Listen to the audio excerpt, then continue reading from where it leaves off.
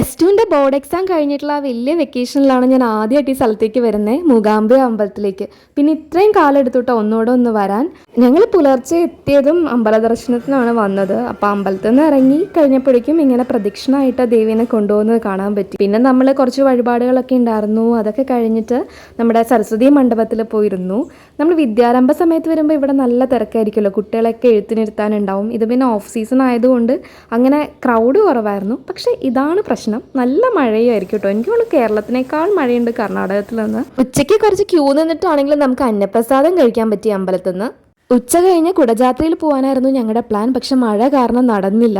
അപ്പോൾ ട്രെക്കിംഗ് ഒന്നും സേഫ് അല്ലാന്ന് തോന്നി. അതുകൊണ്ട് പിന്നെ നമ്മൾ വീണ്ടും അമ്പലത്തിലേക്ക് വന്നു.